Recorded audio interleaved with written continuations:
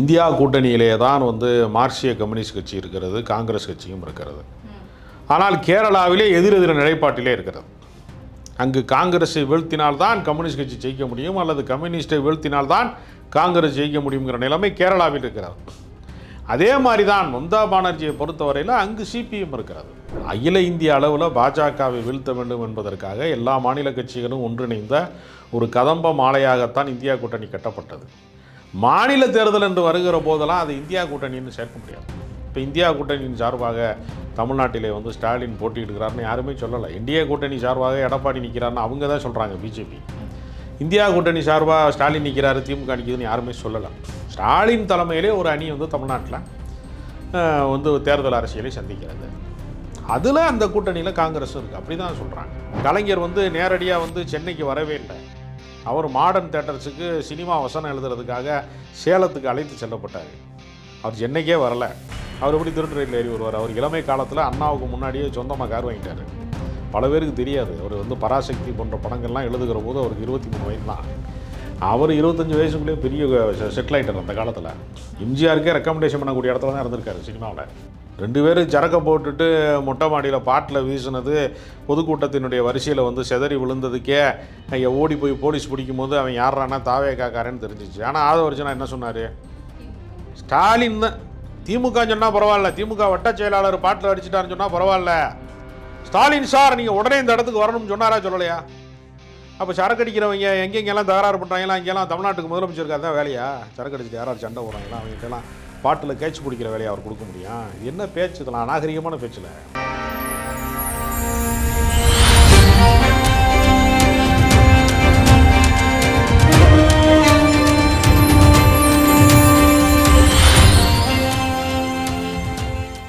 நேர்களுக்கு வணக்கம். இன்றைய நேர்காணலில் நம்மோடு இணைந்திருக்கிறார் அரசியல் விமர்சகர் திரு ராஜ கம்பீரன் அவர்கள். வாருங்கள் பேசுவோம். வணக்கம் சார். வணக்கம்.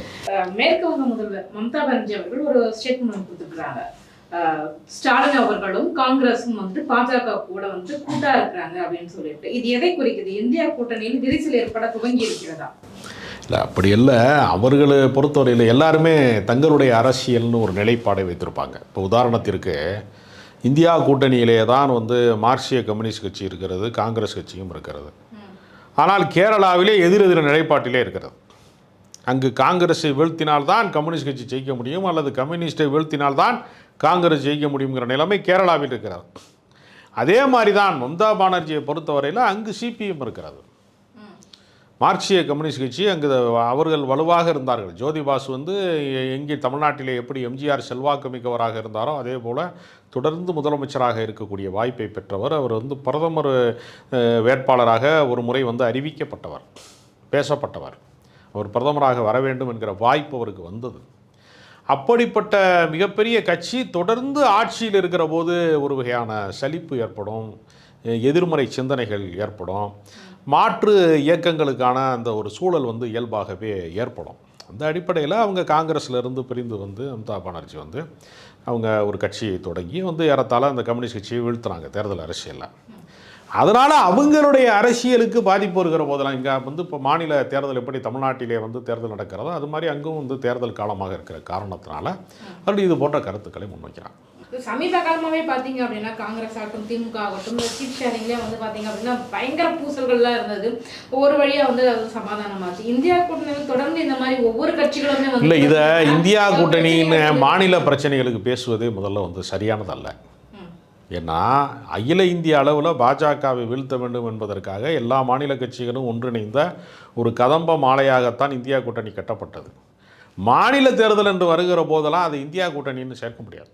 இப்போ இந்தியா கூட்டணியின் சார்பாக தமிழ்நாட்டிலே ஸ்டாலின் போட்டியிடுகிறாருன்னு யாருமே சொல்லலை. இந்தியா கூட்டணி சார்பாக எடப்பாடி நிற்கிறாருன்னு அவங்க தான் சொல்கிறாங்க, பிஜேபி. இந்தியா கூட்டணி சார்பாக ஸ்டாலின் நிற்கிறாரு, திமுக நிற்கிதுன்னு யாருமே சொல்லலை. ஸ்டாலின் தலைமையிலே ஒரு அணி தமிழ்நாட்டில் தேர்தல் அரசியலை சந்திக்கிறது. அதில் அந்த கூட்டணியில் காங்கிரஸும் இருக்குது, அப்படி தான் சொல்கிறாங்க. அதனால் இந்தியா கூட்டணி என்கிற வார்த்தையை இந்த இடத்துல பயன்படுத்த வேண்டிய அவசியம் கிடையாது. அவரவர் மாநிலத்தில் அவரவர் தனித்த வெற்றி பெற வேண்டும் என்கிற அந்த அடிப்படையில் காங்கிரஸை விமர்சிக்காமல் பினராயி விஜயனால் அரசிக்க முடியாது கேரளாவில். அது மாதிரி இங்கே அதனால் பாஜகவோட கூட்டணி, மறைமுக கூட்டணி இருந்தால் எதுக்கு தேசிய கல்விக் கொள்கையில் தர வேண்டிய நிதியை எதுக்கு தடுத்து வைக்கிறாங்க? எதற்கு வந்து தேசிய கல்விக் கொள்கை மட்டுமல்ல, எதற்கு மெட்ரோ பணிகளை வந்து நிறுத்தி வச்சாங்க? பல விஷயங்கள் தமிழ்நாட்டுக்கு வந்து இடையூறு விளைவிக்கக்கூடிய எவ்வளோ விஷயங்களில் ஏன் தொடர்ந்து வந்து வந்து பாஜக முட்டுக்கட்டையாகவே இருக்கிறது? எதுக்கு ஒரு மறைமுக கூட்டணி இருந்தால் எதுக்கு ஆளுநரை வைத்துக்கொண்டு ஆட்டம் காட்டினார்கள் இவ்வளோ காலமா? அதெல்லாம் பல கேள்விகள் இருக்கிறது. இணக்கமாக இருந்தால் தான் வெள்ள நிவாரணம் கொடுத்துருப்பாங்க, எய்ம்ஸ் மருத்துவமனையை கட்டி முடிச்சிருப்பாங்க. எத்தனையோ விஷயங்களில் வந்து இடி வழக்குகளும் பார்த்தீங்கன்னா அமைச்சர்கள் மீது இருக்கக்கூடிய இந்த இடி வழக்குகளும் வந்துட்டு முறையாக விசாரிக்கப்படல, அதுவும் கிடப்பில் போடப்பட்டிருக்குது. அதுக்கு காரணம் தேர்தல் காலங்க. அதெல்லாம் கிடையாது. தேர்தல் காலத்தில் அப்படி தான் இருக்கும். சிபிஐ விசாரணை வந்து விஜய்க்கு கூட தான் தள்ளுபடியை இப்போதைக்கு தள்ளி வச்சிருக்கிறாங்க கொஞ்ச நாளைக்கு. அப்போ அவர் வந்து இணக்கமாக இருக்கிறாருன்னு அர்த்தம். அப்படி கிடையாது. விசாரணை வந்து தேர்தல் காலத்தில் எப்படி நடத்துவாங்க? அது வேறு, இது வேறு. ரெண்டையும் போட்டு குழப்ப வேண்டிய அவசியம் கிடையாது. அதனால் இதெல்லாம் வந்து சும்மா வந்து மொட்டை தலைக்கு முழங்காலுக்கு முடிச்சு போடுற மாதிரி ஏதாவது சொல்லி ஒரு குழப்பத்தை விளைவித்து அது மூலமாக இந்த கட்சியை வீழ்த்துகிற வேலையை செய்கிறாங்க. அதனால் இதை வந்து இந்த காலகட்டத்திற்கு அது பொருந்தாது. கண்டினியூஸாக பார்த்தீங்க அப்படின்னா எடப்பாடி அவர்களும் உதயநிதி அவர்களும் தேர்தல் பிரச்சாரத்தில் வந்துட்டு பயங்கரமான ஒரு மோதல் போக்கு வந்து ஏற்பட்டுகிட்டே இருக்குது. அவர் வந்து பேசுகிற வார்த்தைகள் வந்துட்டு பார்த்தீங்கன்னா நேற்று பெஞ்ச மழையில் முளைச்ச காலான்ற மாதிரிலாம் உதயநிதி பேசுவதும் அதற்கு பதிலடியாக அவர் கொடுப்பது காலனா அவருக்கு எடப்பாடிக்கு ரொம்ப பிடிக்குது போலே அப்படின்னு சொல்லிட்டு தனி மனித தாக்குதல்கள் வந்து ஒரு அரசியல் நாகரிகத்தை வந்து இந்த அளவுக்கு கொண்டுட்டு வந்திருக்கு அப்படின்ற மாதிரி ஒரு பேச்சுகள் இருக்கு. இல்லை, எல்லா காலத்துலேயுமே தேர்தல் அரசியல் தனி மனித தாக்குதலாக தான் இருக்கும். நீங்கள் எம்ஜிஆர் ஜெயலலிதா பேசினதாக இருக்கலாம், கருணாநிதி குறித்து சொல்லப்படாத அவதூறுகளா? திருட்டு ரயிலில் ஏறி வந்தாருன்னு சொல்லுவான். சக்காரியா கமிஷனில் விஞ்ஞான முறையில் ஊழல் செய்தவர் கருணாநிதினு சக்காரியாவே சொன்னாருன்னா இதுக்கெல்லாம் எல்லாமே வடிகட்டின பொய். சக்காரியா அப்படி சொல்லவே இல்லை. சக்காரியா கமிஷனில் அப்படி ஒரு வார்த்தை இல்லவே இல்லை அப்படின்னு சொன்னாங்க இல்லையா? அது வந்து துக்குளக்கு பத்திரிகையில் பார்ப்பனர்களால் எழுதப்பட்ட வாசகம். அது அதிமுக மேடையில் கொஞ்சம் பேர் பேசினான். சக்காரியா கமிஷனில் அப்படி ஒரு வார்த்தை இல்லவே இல்லை. ஆனால் இருப்பதாக இன்றைக்கி வரைக்கும் அந்த பொய்யை நம்ப வச்சுட்டாங்க. தொடர்ச்சியாக ஒரு பொய்யை சொல்லிக்கொண்டே இருந்தால் அது உண்மைக்கான தோற்றத்தை அடைந்து விடும் என்பதற்கு இதெல்லாம் எடுத்துக்காட்டு. கலைஞர் வந்து நேரடியாக வந்து சென்னைக்கு வரவே இல்லை. அவர் மாடர்ன் தேட்டர்ஸுக்கு சினிமா வசனம் எழுதுறதுக்காக சேலத்துக்கு அழைத்து செல்லப்பட்டார். அவர் சென்னைக்கே வரலை. அவர் எப்படி திருட்டு ரயிலில் ஏறி வருவார்? அவர் இளமை காலத்தில் அண்ணாவுக்கு முன்னாடியே சொந்தமாக கார் வாங்கிட்டார். பல பேருக்கு தெரியாது. அவர் வந்து பராசக்தி போன்ற படங்கள்லாம் எழுதுகிற போது அவருக்கு 23 வயது தான். அவர் 25 வயசுக்குள்ளேயே பெரிய செட்டில் ஆகிட்டார் அந்த காலத்தில். எம்ஜிஆருக்கே ரெக்கமெண்டேஷன் பண்ணக்கூடிய இடத்துல தான் இருந்திருக்காரு சினிமாவில். அதனால் அப்பட்டமான பொய்களை வந்து அள்ளி விடுறதுன்னு ஒரு வகை இருக்குது. அதனால் திமுக மேலே அவதூறு பரப்புவாங்க. எல்லா காலத்துலேயுமே இது போன்ற அவதூறுகள் வந்து தொடர்ந்து பேசப்படுவது வழக்கம். அதனால் தனி மனித தாக்குதல் அப்படின்னு நம்ம சொல்ல முடியாது. ஒரு கோட்பாட்டு ரீதியான தாக்குதல் தான் அது. பர்சனலாக வந்து அப்படி ஒரு விஷயத்தை யார் ஆரம்பிச்சது? பாலிடாயில் குடிச்சு ஜாகாமல் இருக்கான்னு சொல்கிறாரு எடப்பாடி பழனிசாமி. அது அரசியல் நாகரிகம். அது அப்புறம் நீ காலடியில் தவழ்ந்து வந்து சொல்லதான் செய்வாங்க. அதனால் அது வந்து சுவாரஸ்யமாக இருக்கும். தேர்தல் காலத்தில் மக்களுக்கு வந்து ரொம்ப என்ஜாய்மெண்ட்டாக என்டர்டெயின்மெண்ட்டாக தான் இருக்கும். இல்லை, அப்படிலாம் இல்லை. கூத்தாடிகள் யார் என்டர்டெயின்மெண்ட்? நம்மளை மகிழ்விப்பதற்கான கலைஞர்கள் தானே. நம்ம கூத்தாடிங்கிறது வந்து ஒரு பண்ணையார் சொல்லு தான் ஆக்சுவலாக. அதாவது கலைஞர்களை வந்து நம்ம வந்து நான் பணம் கொடுத்து நீ சம்பளம் வாங்குற, அதனால் நீ கூத்தாடி அப்படின்னு சொல்கிறது தான் அது. கலைஞர்கள் அவங்க இசைக்கலைஞர்களோ நடன கலைஞர்களோ நாட்டுப்புற கலைஞர்களோ கலைஞர்கள் தானே. கலைஞர்கள்னால் அது கௌரவ சொல்லு. கூத்தாடினா அது வந்து இழிவுபடுத்துறதுக்காக சொல்கிற சொல்லு. அது வந்து நம்மளுடைய அந்த ஒரு மேட்டிமையை காட்டுவதற்காக சொல்லப்பட்ட சொற்கள் அதெல்லாம். அதே மாதிரி பார்த்தீங்க அப்படின்னா சமீபத்தில் ஆதவர்ஜன் வந்து ஒரு விஷயம் சொல்லியிருக்காரு. நான் வந்து வருஷத்துக்கு 25 கோடி ரூபாய் நான் வந்து டேக்ஸ் மட்டுமே வந்து பே பண்ணிக்கிட்டு இருக்கிறேன். நான் எப்படி வந்துட்டு என்னோட சொத்து கணக்கை வந்துட்டு மறைக்க முடியும் அப்படின்ற மாதிரியான விஷயங்களை கேட்டிருக்கிறாரு. 25 கோடி ரூபாய் வந்து டேக்ஸ் கட்டுறாரு அப்படின்னு வெளிப்படையாக சொல்கிறதுக்கே ஒரு தைரியம் வேணும் சார். தைரியம் கிடையாது. அது டேக்ஸ் கட்டுறது உலகத்துக்கே தெரிஞ்ச விஷயம் தானே. அது வந்து டாக்குமெண்ட் தானே எல்லாமே. இதுனா ரகசியமாக அவங்க தேர்தல் நிதி தான் ரகசியமாக கொடுப்பாங்க. நீங்கள் மார்ட்டின் ஃபேமிலி வந்து எல்லா கட்சிக்கும் அதிகமான தேர்தல் நிதி கொடுத்தாங்க அப்படின்னு அவங்க லாட்ரி சீட்டு மூலமாக சம்பாதிக்கிறாங்க.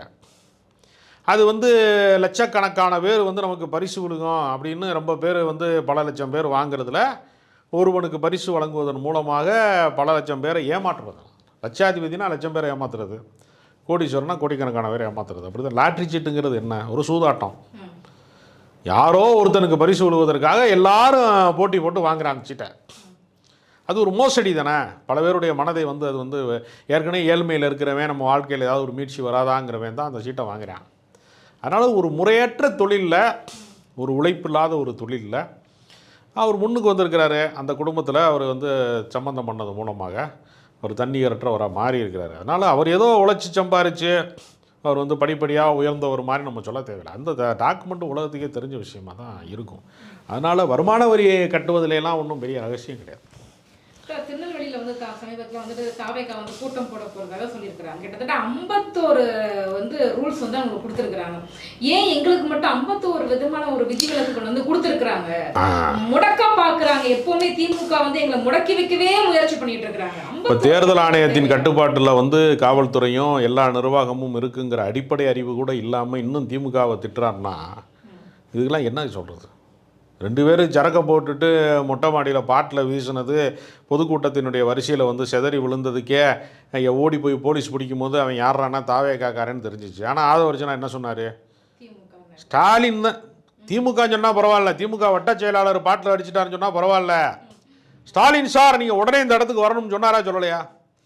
அப்போ சரக்கு அடிக்கிறவங்க எங்கெங்கெல்லாம் தகராறு பண்ணுறாங்களா இங்கெல்லாம் தமிழ்நாட்டுக்கு முதலமைச்சருக்கு அதான் வேலையா? சரக்கு அடிச்சுட்டு யாராவது சண்டை போடுறாங்களா அவங்ககிட்டலாம் பாட்டில் கேட்ச் பிடிக்கிற வேலையை அவர் கொடுக்க முடியும்? இது என்ன பேச்சு? இதெல்லாம் அநாகரிகமான பேச்சில். அதனால் அவங்க எப்போவுமே வந்து அரசியல் திறந்தாலும் அரசியல் தான். அவரை யார் முடக்கிறா சொல்லுங்கள்?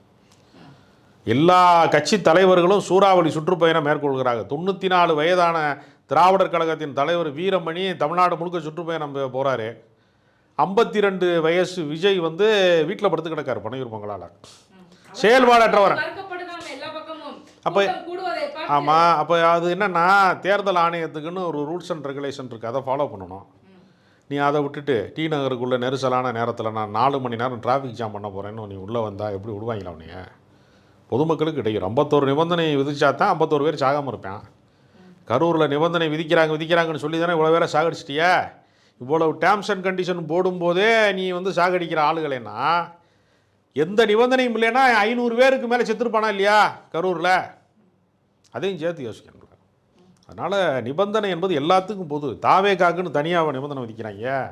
பாஜகவுக்கு என்ன நிபந்தனையோ, நாம் தமிழருக்கு என்ன நிபந்தனையோ, அதிமுக எப்படி எடப்பாடி பழனிசாமி 190 தொகுதி சுற்றி வந்தார்? அவர் எதிர்க்கட்சிக்காரர் இல்லையா? அவருக்கு ஏன் இடைஞ்சல் விளைவிக்கல யாரும்? இதெல்லாம் பைத்தியகாரத்தனமான பேச்சு. உனக்கு ஆட தெரியல, நீ தெருக்கோணலாக இருக்குன்னு சொல்லிட்டு போகிற, அவ்வளோதான்.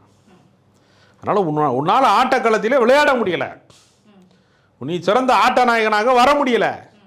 அதுக்கு பதிலாக என்ன சொல்கிற? எப்போ பார்த்தாலும் என்னை முடக்க பார்க்கிறார்கள். நீனா முடங்கி கிடக்க. களத்திற்கு வராதவரை எப்படி வந்து யார் முடக்க முடியும் சொல்லுங்கள்? வெளியில் நடமாடுற ஆளை வேணால் நம்ம முடக்கலாம். நீ வீட்டில் படுத்து கிடக்கால உனக்கு எப்படி முன்னைய முடக்கு? நீ வந்து 234 தொகுதியிலையும் எல்லா வேட்பாளர்களையும் சந்திக்கிற மாதிரி இல்லையா? நீ எத்தனை பேரை போய் சந்திச்சு? இன்னைக்கு தேதி 7 தேதி முடிஞ்சு வச்சு. இன்னைக்கு இன்னும் 2 வாரம் தான் பிரச்சாரம். 23ஆம் தேதி தேர்தல். 2 நாளைக்கு முன்னாடி 48 மணி நேரத்துக்கு முன்னாடி தேர்தல் பிரச்சாரத்தை நிறுத்தணும். சாயங்காலமே 2 வாரம் தான் இருக்குது. 14 நாளில் எத்தனை தொகுதி அவர் போயிருக்காரு? செயல்பாடற்ற சோம்பேறி. சொந்த காசில் சூனியம் வைக்கிற மாதிரி தாவேகான கட்சி ஆரம்பிச்சுட்டு எங்கேயுமே போகாமல் முடங்கிட்டு தேர்தல் ஆணையத்து மேலே பழி சாட்டுறது, திமுக மேலே பழி சாட்டுறதுன்னு இப்படியே அடுத்தவங்க மேலேயே குறை சொல்லிக்கிட்டே இருப்போம். உன் குறையே உனக்கு தெரிய மாட்டேங்குதா? அதைத்தான் நம்ம சொல்ல வரோம். சார், அதே மாதிரி பார்த்தீங்க அப்படின்னா இப்போ சீமான் அவர்கள் வந்துட்டு பிரச்சாரம் வந்து போயிட்டு காரைக்குடி தொகுதியில் வந்துட்டு பிரச்சாரம் பண்ணிட்டு இருக்கும்போது கார்த்திக் சிதம்பரம் ஒரு விஷயத்தை வந்து முன்வைக்கிறார். சீமானுக்கு இங்கே ஓட்டும் கிடையாது, வீடும் கிடையாது, இங்கே எதுக்கு வந்து பிரச்சாரம் பண்ணிட்டு இருக்காரு அப்படின்னு சொல்லிட்டு, இது எந்த மாதிரியான ஒரு மனநிலையை வந்து காட்டுது? சரியா? வீடு இருந்தால் மட்டும் தான் பிரச்சாரம் பண்ண முடியும்? இப்படி கிடையாதுங்க. மண்ணின் மைந்தர்களுக்கு என்று ஒரு மகிமை இருக்குது. எடப்பாடி பழனிசாமி வந்து நான் மண்ணின் மைந்தன், சேலத்தின் மண்ணின் மைந்தன் அப்படி சொல்லுவோம். ஓட்டுக்கப்பாரு எல்லா கட்சியிலையுமே திருவாரூர் பக்கம் போகும்போது ஸ்டாலின் சொல்வார் மண்ணின் மைந்தன் நான் அப்படின்னு சொல்கிறார்ல. எல்லா தலைவருமே சொல்லியிருக்காங்களே. இப்படி இப்போ சிவகங்கை மாவட்டத்தை சேர்ந்தவர் தான் சீமானன். இளையான்குடி பக்கத்தில் அரணையூர்னு ஒரு கிராமத்தை சேர்ந்தவர். அங்கே தான் அவருக்கு வந்து எல்லாமே இருக்குது. அவர் ஊர் அதுதான். அவர் காரைக்குடியில் நிற்கிறார். காரைக்குடியில் அவருக்கான அடித்தளம் கட்சியில் கிடையாது. அதனால இவர் கேட்குறாரு, கார்த்திக் சிதம்பரம் கேட்குறாரு, உனக்கு இந்த ஊரில் என்ன இருக்குது, நீ யார் இந்த ஊருக்குன்னு கேட்குறாரு. பெரிய தலைவர்களுக்கு பொருந்துறதுலாம் இவருக்கு பொருந்துமா? இவர் டெபாசிட் வாங்காத தலைவர். இவர் என்ன தலைவர்? தமிழ்நாடு. நான் அவரை நிற்கக்கூடாதுன்னு யாருமே சொல்லலை. கார்த்திக் சிதம்பரம் என்ன கேட்குறாரு, உனக்கும் காரைக்குடிக்கு என்னையா சம்பந்தம்னு கேட்குறாரு. என்னென்ன சம்பந்தம் இருக்குன்னு சொல்லு. காரைக்குடிக்கு வந்து நான் இவ்வளவு செயல்பாடுகள் செஞ்சுருக்கேன், தொண்டு செஞ்சுருக்கேன், நான் மகத்தான சேவைகளை செஞ்சுருக்கேன்னு சொல்லுங்கிறாரு. அவ்வளோதான். அது வந்து எல்லா கட்சியிலும் கேட்பாங்கல்ல. ஒரு குறிப்பிட்ட தொகுதியில் போய் ஏன் நிற்கிறேங்கிறதுக்கு காரணம் இருக்குல்ல. என் ஜாதிக்காரன் இருக்கேன், என் சொந்தக்காரன் இருக்கான், என் கட்சிக்காரன் இருக்கான்னு ஒரு காரணம் சொல்லுவாங்கல்ல. உனக்கு ஒரு காரணம் இல்லாமல் நீ வந்து இங்கே நிற்கிறன்னு சொல்கிறேன். ஒரு காரணம் இல்ல, மக்களுக்காக ஏதாவது செய்யணுமா அந்த தொகுதியில? ஏங்க அவர் எந்த முறைங்க ஜெயிச்சிருக்கிறாரு? நீங்கள் என்ன சம்மந்தமே இல்லாமல் பேசுறீங்க? தமிழ்நாட்டு அரசியலில், தேர்தல் அரசியலில் சீமானுக்கு என்னங்க இருக்குது? எல்லாரும் மாடு மேய்ச்சை விட்டு பிள்ளையெல்லாம் படித்து கலெக்டர் ஆகணும், டாக்டர் ஆகணும்னு சொல்லிட்டு இருக்கும்போது மறுபடியும் மாடு மேய்க்க கூட்டிகிட்டு போகிறேன்னு ஒரு தலைவன் சொல்லிட்டு இருக்கான். அவன் ஓட்டு போடுவானா? யாராவது ஓட்டு போடுவானா? அவர் வீட்டு பிள்ளையெல்லாம் மாடு மேய்க்க விடுவார் அவரு?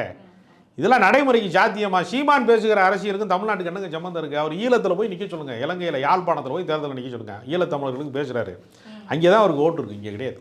இங்கே ஆளே ஆதரவாளரும் கிடையாது. இங்கே தமிழ்நாட்டினுடைய தேர்தல் அரசியல் ரேஸில் சீமான் கிடையாது. சீமானுக்கு அரசியலுக்கு என்ன சம்பந்தம்? சீமான் சும்மா கத்திக்கிட்டே கிடப்பா. அவர் காசு கொடுத்தா பெரியார் வாழ்கன்னு 15 வருஷம் பேசுவார், அப்புறம் பெரியாரை ஒழிச்சு கட்டுவேன்னு மறுபடியும் பேசுவார். அவர் வந்து இந்த இது மாதிரி பிரபல வழக்கறிஞர்கள்லாம் இருக்காங்கல்ல, ஃபீஸ் கட்டணும்னா அதுக்கு ஆதரவாக பேசுவாங்கல்ல, அந்த மாதிரி அவர் அரசியல்வாதியே கிடையாது. அவர் அரசியலில் அவருக்கு எந்த முகாந்திரம் கிடையாது. இந்த கேள்வி கண்டிப்பாக உங்கள்கிட்ட முன்வைக்கணும்னு நினைச்சிருந்தேன். என்ன அப்படின்னா, திருமாவளவன் அவர்கள் வந்து காட்டுமன்னர் கோவிலில் நிற்கிறதாக இருந்தது, கரெக்டாக நான் நிற்க மாட்டேன் அப்படின்னு சொல்லிட்டாரு. திமுகவோட மிரட்டுச்சு, திமுகவுடைய அழுத்தம் காரணமாக தான் அதை வந்து விலகிட்டாரு அப்படின்னு சொல்றாங்களே, இது எந்த அளவுக்கு உண்மை சார்? திருமாவளவனுடைய வரலாறு தெரியாதவர்கள் தான் இப்படிலாம் சொல்லுவாங்க. திருமாவளவனை யாருமே விரட்ட முடியாது.